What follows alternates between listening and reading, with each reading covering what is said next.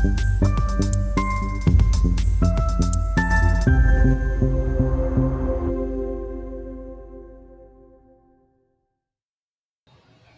today is Monday, October 14th, 2024.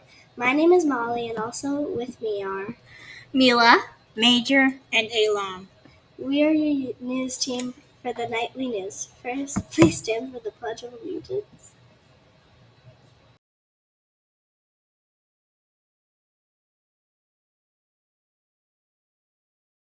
I pledge allegiance to the flag of the United States of America and to the republic for which it stands, one nation, under God, indivisible, with liberty and justice for all.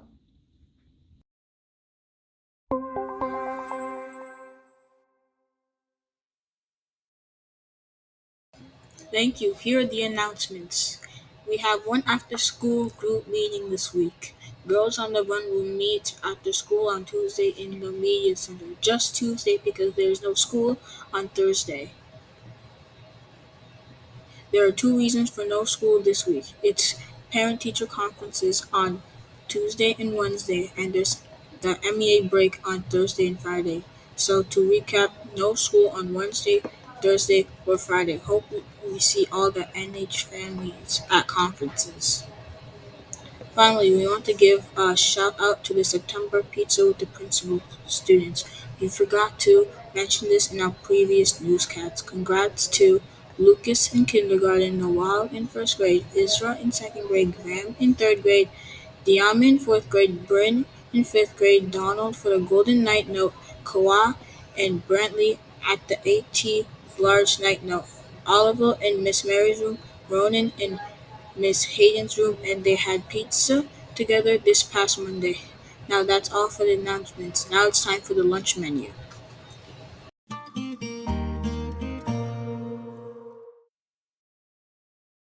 Here's the lunch menu this week. For Monday, it will be beef hot dog, and for Tuesday, it will be mandarin orange chicken. Peanut butter and jelly and turkey are also available for alternate lunches. Which lunch are you looking forward to this week? probably my home lunch. I'm looking forward to the hot dog. I'm looking forward to chicken Alfredo. I'm looking forward to the hot dog. Now it's time for the weather. Let's take a peek at the fall color map. The northern half out Minnesota is pretty much at peak color right now. The Bloomington area is getting about the halfway point. Have you seen any pretty trees in the past week? Our weather this week looks like to be quiet, cooler than what we've had seen, but still around normal for highs and no rain until perhaps the weekend. Thank you, Major. It's time to check in on our top stories. Let's take a look. It's Digital Citizenship Month with Common Sense Media. We'll have our Common Sense Media friends' arms, guts, feet, legs, heart, and head help us learn more about how to be the best digital citizen that we possibly can. So you might be wondering, what is digital citizenship? Well, it's a way of thinking online, of being online, and acting online. It's about thinking critically and not trusting everything you see. It's being safe with your information and who you connect with. It's acting responsibly in how you communicate and behave. Because let's face it, the digital world is a big part of the real world. So how do you become an awesome digital citizen? Well, let's find out in this week's featured video.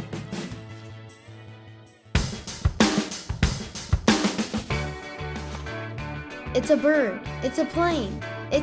Wait, who in the world are you? I'm Super Digital Citizen. Ta-da! Super digital citizen? Are you from another planet? Nope.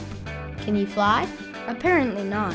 And why do we need you, Mr. Superhero? Think about it. Every day, kids post, share, play, create, explore, and learn all online.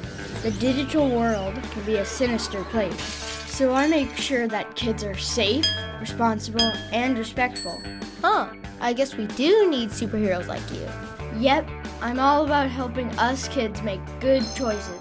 That sounds like one tough day job.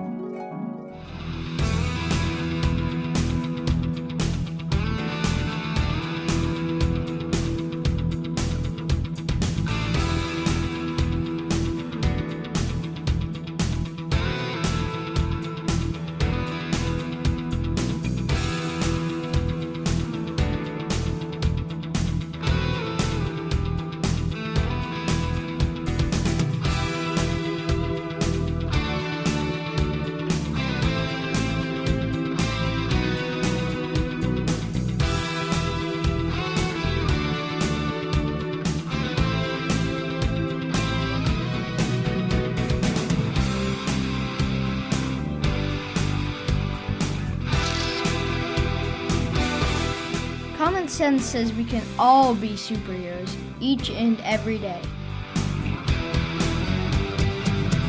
What are your superpowers? Let's turn and talk. Did you catch some of the digital mistakes that Guts made? How did he fix them? Go ahead and pause the video so that you can talk. When you're ready, press play.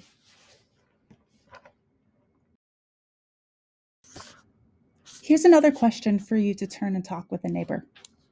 What is one way you can be a super digital citizen when you are online? Go ahead and pause the video so that you can talk. When you're ready, press play. We hope you and your partner shared some good ideas on how to be a super digital citizen online. We'll see you next week for our next Digital Citizenship Month video.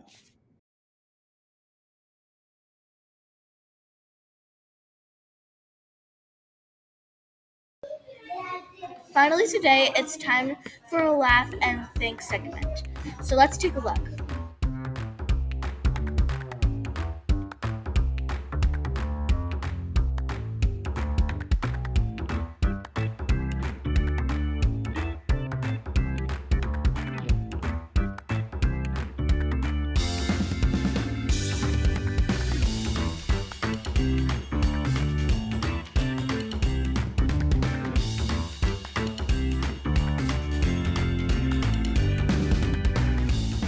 Last week we told you we got to go up on the roof at Normandale Hills and take a look at all of the new solar panels that were installed. It was pretty cool. There's a lot up there. The trivia question last week was, if the solar panels are installed, then what are these guys doing? Why are there still workers on the roof? The solar panels are in, right? Everything's done. Actually, there's still quite a bit that has to be done. We're doing the DC and the AC side of it. Okay. To run all this conduit, and then we got to pull wire and hook everything up. So a couple of weeks on our side, for sure.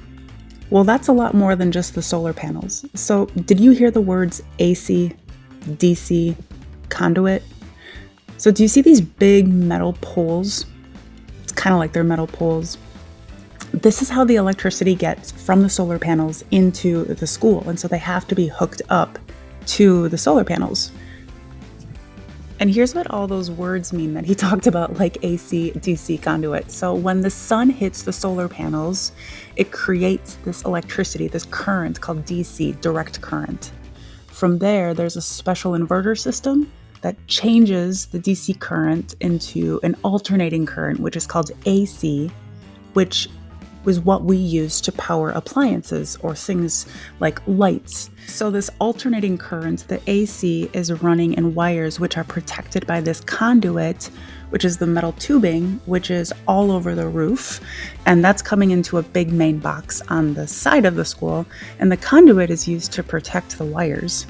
And so after that, then once it gets into the main switchboard, we can use it in the school.